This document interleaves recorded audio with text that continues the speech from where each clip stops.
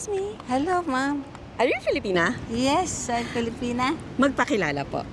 Hello, I'm Bel Galache from San Jose del Monte, Bulacan. Taga saan na po ngayon? Abroad? Ngayon nandito po ako sa sa Albania. Gano'n na po kayo katagal dito? 7 years na rin. Ano pong trabaho ngayon ni Miss Bel? Physical therapy po ako dito. Tell us more about your background sa Pilipinas o bago mag-abroad. Sa Pilipinas po, ganun din po trabaho ko, physical therapy. Tsaka marami na po akong napuntahan na bansa, sa Dubai, sa Saudi, sa Germany. Tapos dito po sa Albania. Ilang taon na po kayong physical therapist abroad? Almost 26 years. Yes. Okay. Yan po ang binuhay ko sa mga anak ko. Isa sa mga struggle mo during the first year abroad? Sa abroad talagang sa una, mahirap. Pero kailangan po natin magtiis. Kasi para sa pamilya, yun po ang importante. Ano isa sa mga culture shock mo pagdating dito sa Albania? Ang culture dito is yung food talaga.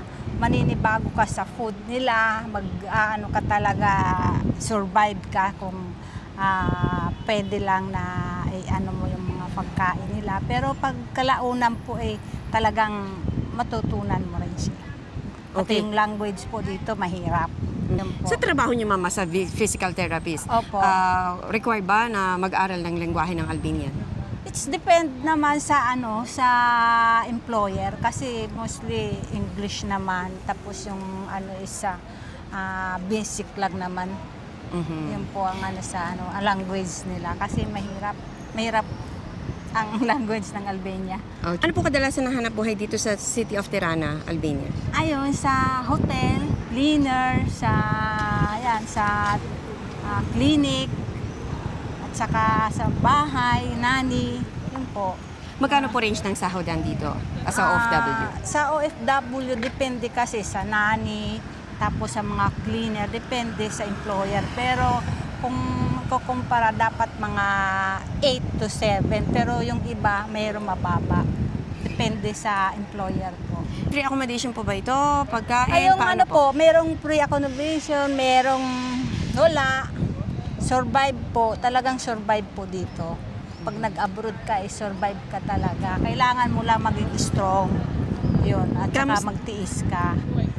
May idea po kayo magkano ang bed spacer, room for rent dito sa Tirana, Albania? Ang room for rent depende po kasi merong 500, maganda yun. Kung gusto mo maganda, 500. Kung gusto mo naman na parang bed spacer lang, nasa 200, mayroon 250, may 300. Depende kung ano ang gusto nyo.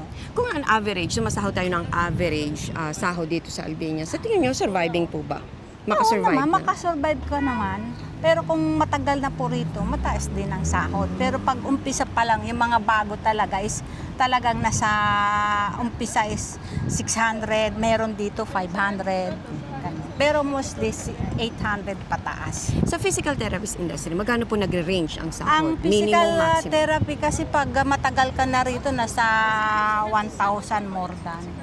Kamusta po ang bilihin dito? Mga prutas, gulay? Ang prutas po mura po. Lahat makakain mo kasi kaya po. Gulay, yan po ang dito. Dahil ano po ang nag-udyok sa inyo para mag-abroad for 26 years? Para sa mga anak ko, kasi single mother ako. Kaya for my children, I do the best.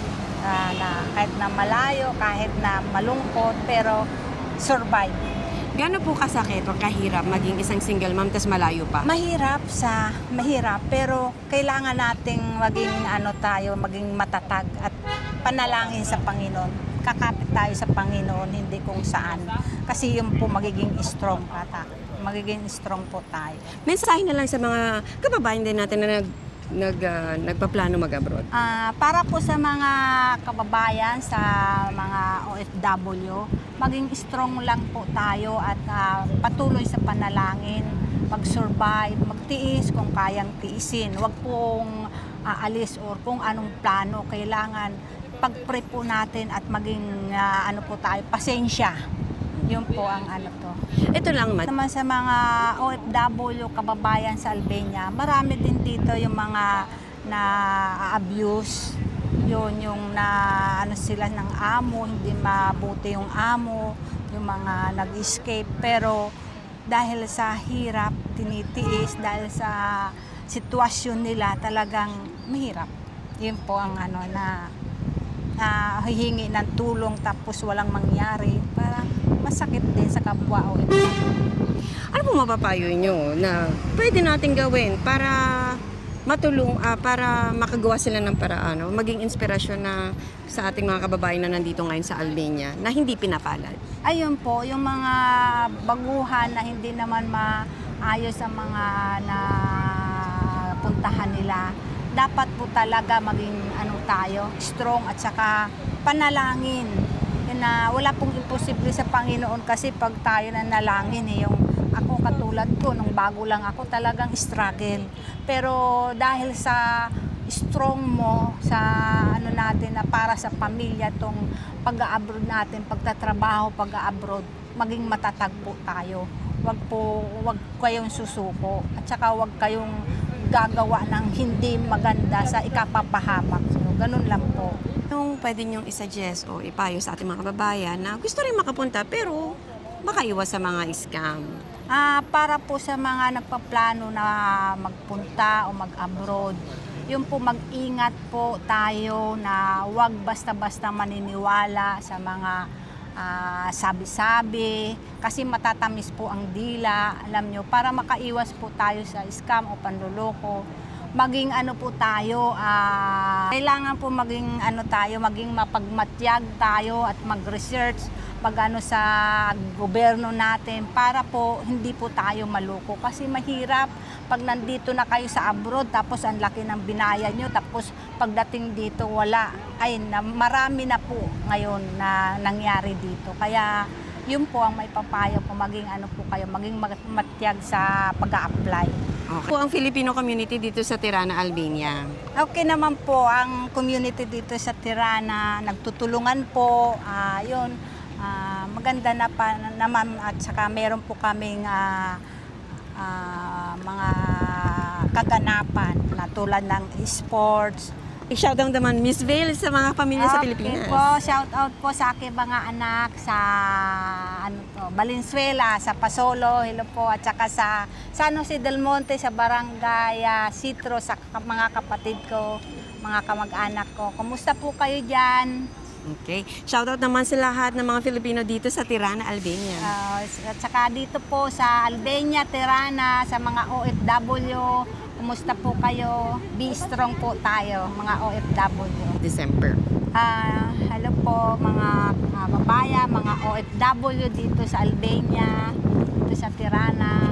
Iniimbitahan ko po kayo na makidalo o mag-join sa ating OFW Gandang Pilipina ngayong 2026. Bali gaganapin po itong November.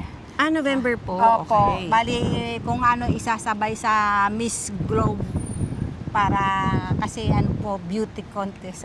Hindi lang po tayo mga OFW bilang mga nagtatrabaho, tayo may mga kaalaman na kailangan natin hayag sa ating mga kapwa OFW.